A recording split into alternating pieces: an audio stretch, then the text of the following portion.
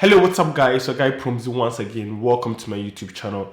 In today's video, I'm going to interview an old friend of mine who did his masters in the United States, and he's going to share with us his experience, how he went through the school application process and the visa process. So if you're ready for this video, stay tuned. Okay, so welcome back guys once again to my channel. Like I said before, I have a very young fine gentleman who is studying in the United States, and he's going to share with us his experience, how he went to the States, school application, visa application, and lifestyle in the States. So let me give him the chance for him to introduce himself to us, to me, and my audience. Okay. Thank you very much for that. that whole introduction there. But I'm no more a student. I completed school last year. Yeah. So you are done with your masters and you are now working in the States. Yes. Exactly. Okay. So just to introduce yourself, tell me your name and the school you went to, since most of the things we're going to talk about is school application and what program you did in the States. Yeah. Okay. So I'm Henry Foucault Boateng Jr. I went to Texas Tech University, and I studied civil engineering, and I focus more on water resources. Okay, so you study civil engineering in the States, and I think your major is water reservation, you said? Water resources. Water resource. So does that mean you did civil engineering back home, and back home, which school did you go to? Like any background with your academics and stuff? Back home, I did a bachelor's in civil engineering. Civil engineering. So for that one, there was no specific, specialization.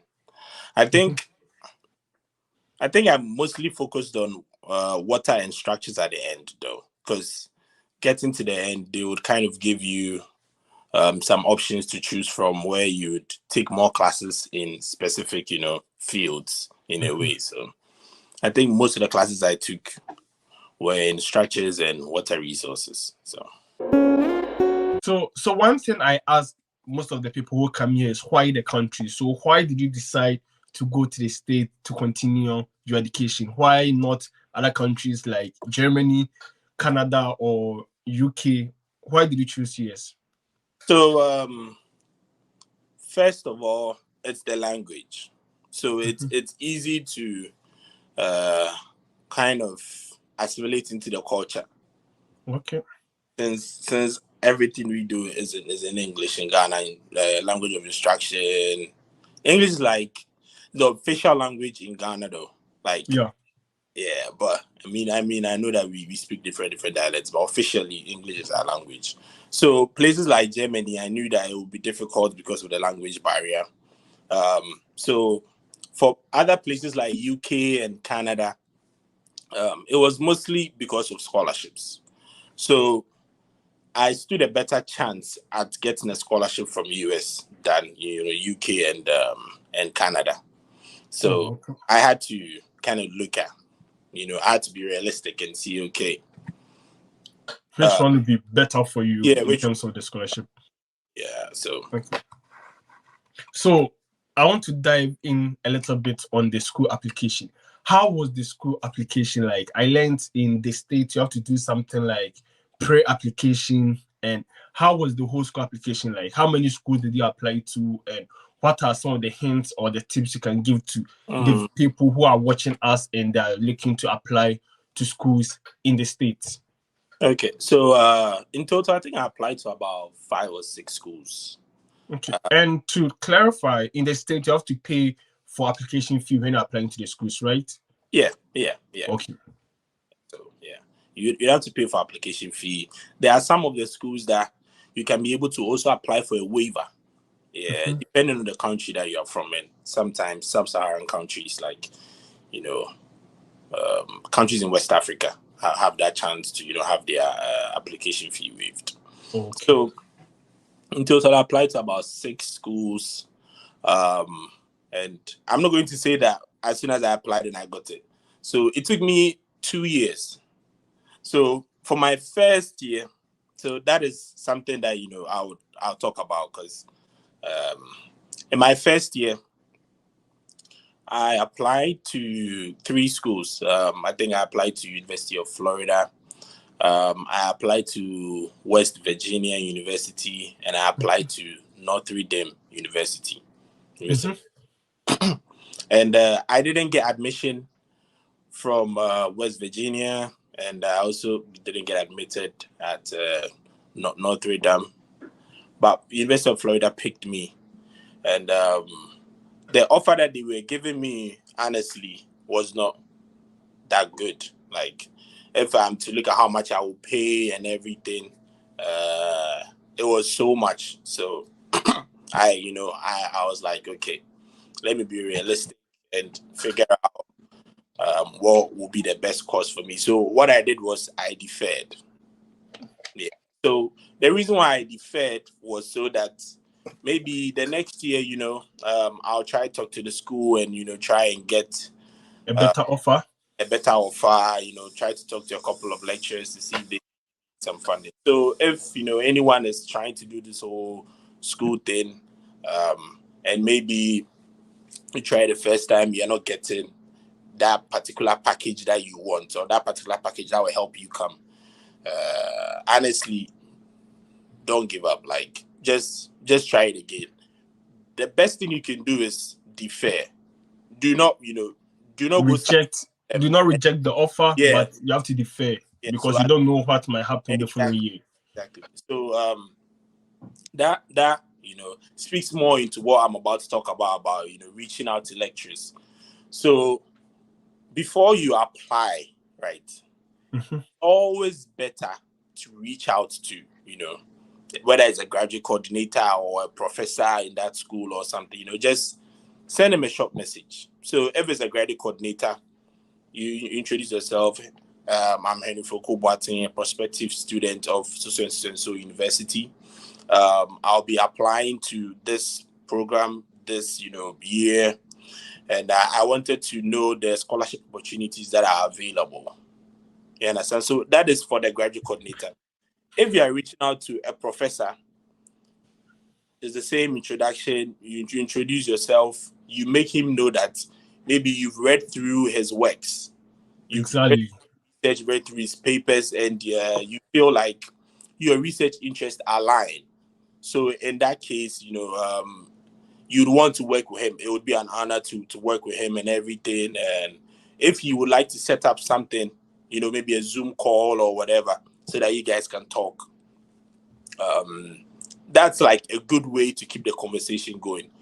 Yeah. Bear in mind, even if they do not reply, because when I was, applying,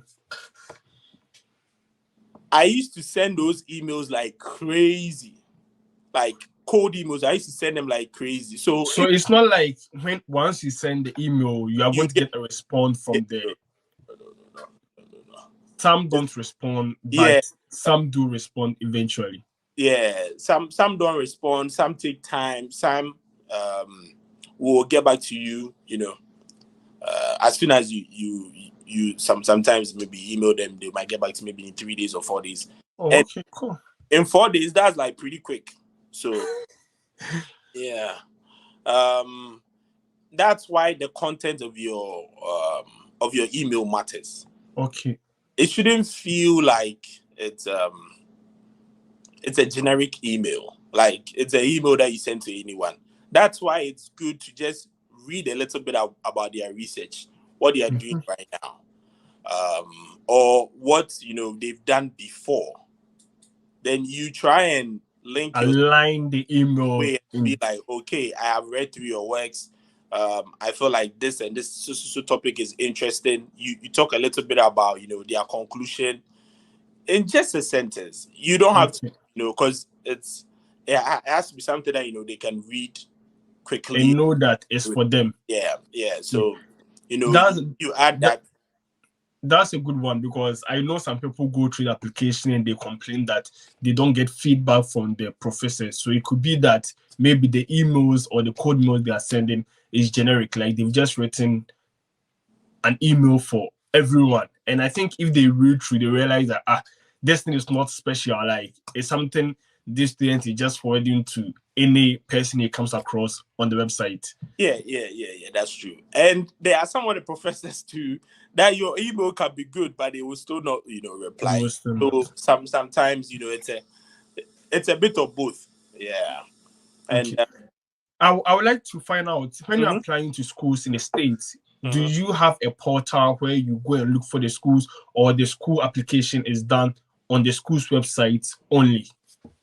So for all the schools I've applied to, it's done, on the school's website. On the school's website. So they mostly have a how to apply, link there that you'd click on and figure out, the program, how to go about it, of that, the requirements and everything. But what I would say is, it's always good to reach out to the faculty in the school before.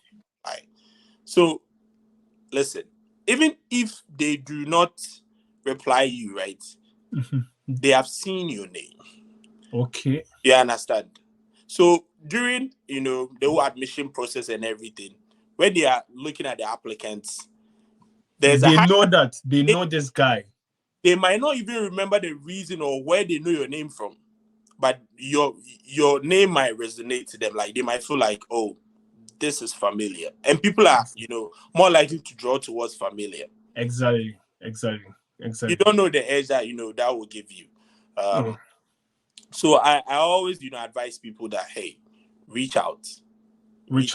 Yeah, I think that reaching out is very important when applying to schools. It's important. It's really, really important, because you need, if you have to get a scholarship, hopefully it's going to help you your whole visa process. Exactly. Yeah. I think that is the next step, because after getting the schools and getting everything you need and getting accepted to a school, the main hurricane here is the visa. How was the visa application for you? For the visa application, mine was pretty short. If you compare it to now, yeah, like, it's so difficult to even get a date. A date, yeah, exactly. Yeah. Did you struggle with booking and other stuff? Not really. So I took mine in 2019, somewhere in August. So okay. I had my visa interview like a week before I came. Yeah, so it was like very, very short notice. So you had the visa interview, they gave you the visa within a week, and you came to the States? Yeah, I got my visa. I think I got my visa on a Friday, and I flew here on Wednesday. Why the rush? So it's just because school was starting, I think, 3 days after, getting to US. So okay. I was getting on a Wednesday, and I think school was starting on a Friday. I think Friday. Wow. Yeah. I think on a Friday. So I had to make that time. So even though it wasn't as difficult as it is now to get a date, it sure wasn't easy. Because I remember that. Tell me some of the questions that came up during the interview. Oh, so for me, you follow the whole line and everything, and you get there. It was simply, they asked me what I'm going to study. And, I told them, I'm going to study civil engineering at Texas Tech. And they asked me why Texas Tech. So I remember telling them that I had reached out to lots of schools, going back to reaching out to lots of schools. I had reached out to lots of schools. And Texas Tech was the one that was really responding quickly. Honestly, there was this professor there who was like really responding. And I thought to myself that, hey, I'm reaching out to all of these schools. This person is responding quickly, and he's being nice to me. So, it can only get better. Because I feel like if I'm, millions of miles away, in a way, it was a no-brainer trying to pick Texas Tech. So I had another school, right, that was trying to give me admission. but they were taking their time and everything, and I really wanted to come to school. Okay. Yeah, at that point, I really wanted to come to school, so I just decided to. Were these the only questions that came during the interview? So they first asked me why Texas Tech, and I told them about the professor who was responding to me quickly, and they asked me about who was going to pay my tuition. Yeah. So I feel like if you do not have a scholarship, right, then finances becomes a very big thing at the interview. At the interview, and I did not have a full scholarship. Okay. I had like, if I'm to put it in percentages, I had about, I think 60%, 65% or something. But that's more than half, so you should be good. Yeah, that's more than half. However, you still have to be able to prove how you'd pay, the deficit. And how did you prove these financial requirements? Do you have to have a money set aside, or is it just bank statement you show to the embassy? Yeah, so it's mostly bank statements. Bank statements. And the idea is to be confident and vocal. Vocal. I think I like the vocal part. Like, people should be confident during the interview. Confident. Yeah. And explain yourself thoroughly. Do not allow them to make any assumptions. Don't leave any assumptions to them. Explain yourself thoroughly. This is going to be sponsored by my dad. Don't end it there. My dad. Just don't. My dad, he's a student, so he works here, he's done here, and he's always, sponsored my education, and he's always been a great supporter of whatever I try to, do. Exactly. So, like, add some context. Okay, thank you very much for that, Fuku. So after getting the school application, getting your visa, I think the next step is to move to the States. Did you make sure you had an accommodation before going to the school, or how was the transition from Ghana to the States like? So in terms of accommodation, a couple of my friends and I, so we were about six, seven or so that we all moved to the same school from Ghana. And you didn't tell me to apply some. And me, I came to Germany. Bro, I feel like you even came to Germany before I came here. I remember. But you still could have told me, Sir Promzy, come and let's go to US. Oh no. You've liked Germany since, so I don't know if I would have been able to convince you. Yeah, but we had a friend here, right, who was already at Texas Tech, and he kind of walked us through the accommodation. So these places, these apartments and everything, they have websites. So you go to their website, you look at what's available, you look at the prices. Is it in your price range? If it's not in your price range, then you try and look for another thing. One thing that you are supposed to consider is, if I'm supposed to look at it in terms of like a criteria, right? What's the most important? I would say first look at price, then you look at transportation. Proximity to the university campus. Proximity to campus. So at Texas Tech, they had like buses and everything that you can take. So it didn't really matter where you stayed. However, this is where proximity comes in. When maybe a Saturday you want to go and study, or you want to go to campus and go and do something, and your place is really far, the buses do not work, during weekends. Yeah, so that becomes a problem. How are you going to get to school? So getting a place that's at least close, because as soon as you get to US, you'd have to go through so many things to be able to get a car. And even if you get a car, you need a license and everything. So that might take a while. So during that, that period where you do not have those things, how are you going to, survive? Yeah, survive and all of those things. So what I think you said, the most important is the price, and the second most important is the proximity to the university campus. Yeah, so price, proximity, and how good the place is. Like, how good? I think. Okay, fine. But I think at the beginning that wouldn't really be a matter of importance. I mean, it depends. So it depends on everyone. It depends on everyone. For someone, and and this just being realistic. For someone, price may not really be their best, hurdle. Okay. For someone, they would want a place where they feel comfortable. They would want a place where maybe there's a washing machine and everything. Exactly. Okay. All of those things. So I feel like it depends on the person too. So for that one, I feel like comfort is necessary. If you feel like you're not comfortable to maybe studying can also be difficult. So it depends on true. If you look at your yourself, what's your limiting factor, then you go with it. Okay. Do you get a DSO when you get to US or before you get to US? So the DSO, that stands for Designated School Official. Mm-hmm. You mostly get it as soon as you get your I-20. So I-20. When you get I-20, there's a portion where they've written DSO, and they write the name of your DSO over there. So the DSO is someone who helps you like navigate your way around the system.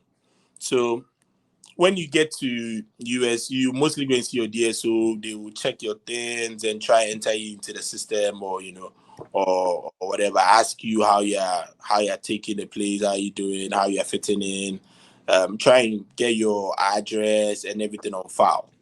Okay. Yeah. So if you have any employment questions, you have anything of that sort, he's the one that would help you legally.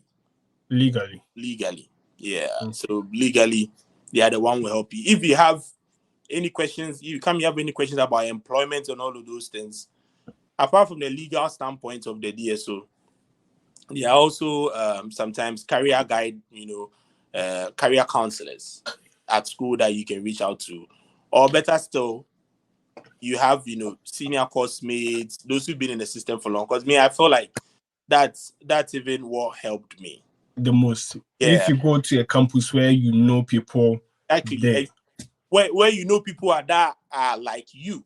Exactly. Because being an international student, it's kind of different from local students.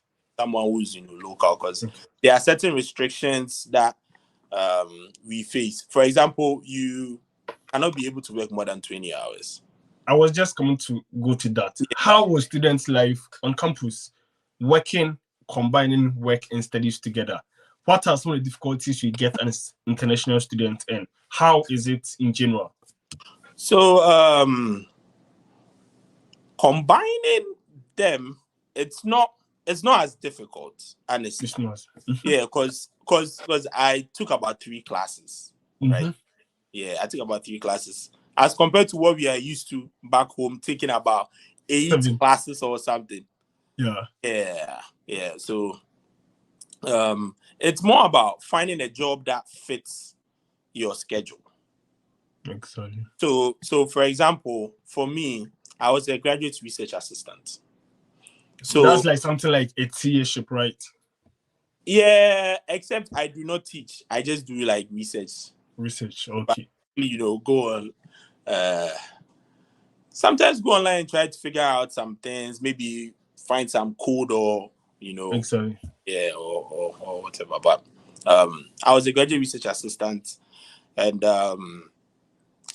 because I was a research assistant, most of the things I was doing was related to my course. Your studies. Even though I was working, I was still studying. There are people who did not get a chance to be research assistants or TAs. And sometimes you can work at the library, you can work as a graduate assistant. And that one is mostly, picking up calls, handling calls, doing some things. You can also work at hospitality. That's helping with, food services and other stuff.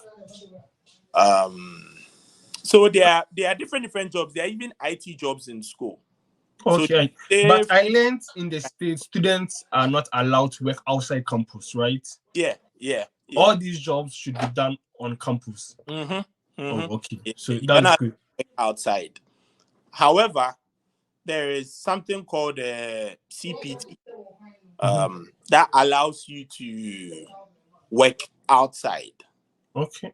Yeah, but for that one, it's all, it has to be in communication with your DSO. You have to figure out, and it has to be related to your course and everything. One other question that I get a lot is the society. How is the society? Are you able to meet a lot of Ghanaians? And is there African market or Caribbean market that you can buy African food? Because I know a lot of Africans, like to eat African food, even though when they're outside the country. So how did you go about that? Is it difficult to find that in the state or in the state in which you are in? For the state I'm in, it's not difficult because we have African markets. There's this African market crowd that's next to me. It's about 10 or 15 minutes away. Oh, okay. Then that's fine. Yeah, and they are Ghanaians, so they are Ghanaians. Get them playing Ghanaian songs and everything. Yeah, so you can buy all of those things. Yeah, but if you try to convert it to how much those things cost in Ghana, you might even get angry. It's mind blowing, eh? Yeah. Don't convert. Why are you converting? You're in the States. But it's normal to convert to. When I moved here, I was converting almost every single thing. It's true. It's true. I feel like until you get paid in the currency, you still spending cedis. Exactly. In your head, everything is like in cedis. In your head, and it makes sense. It makes sense. So let's move on to culture shock. What was the biggest culture shock you had in America? Because, of course, that was the first time going to the States, right? What shook you the most when you got to the country? I feel like things move fast. Move fast as in people walk fast or the cars are moving fast? I feel like we are used to taking our time with things. But here things move fast. Even in terms of, okay, we are meeting at this time to do this. If you play with it before you get it, they've already started and they are far ahead. So there's no Ghana man time. Really quick. Things move really quick. So you are supposed to adjust to be like, crazy.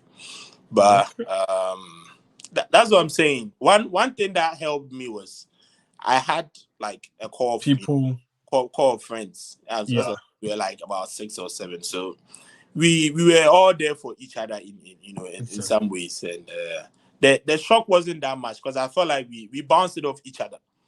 Because if you do not know this, we all do not know this. So it's not like you don't feel like you're alone. Person that's missing something. But okay. So one of the sensitive questions I asked most of the international students on my platform is about racism. How do you go about it? Have you experienced racism before? If you have, how did you go about it? If you've not, you can also share with us.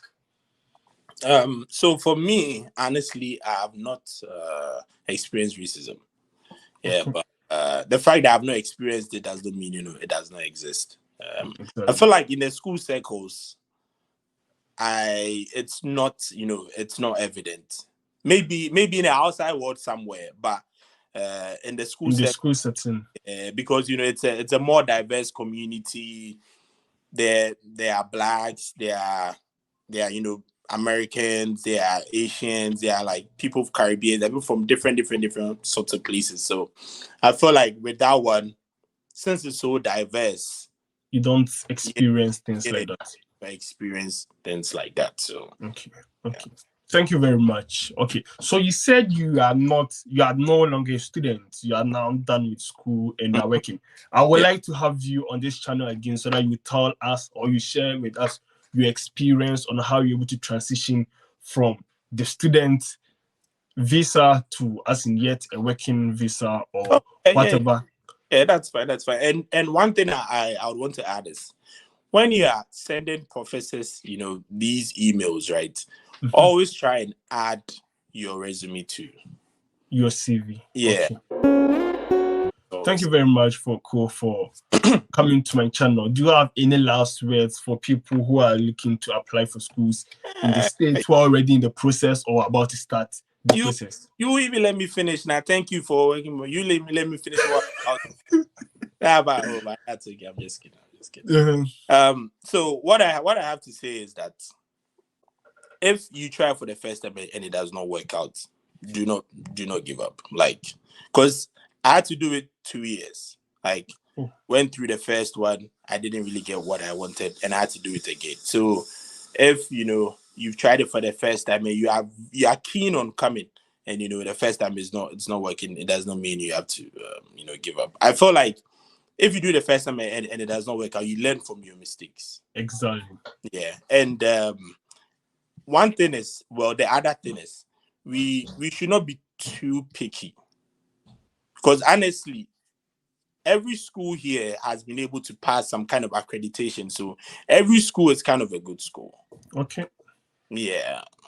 Although there are obviously levels, but you have to be realistic with yourself. Okay, what are the requirements that they need from me? Am I supposed to write GRE? Am I supposed to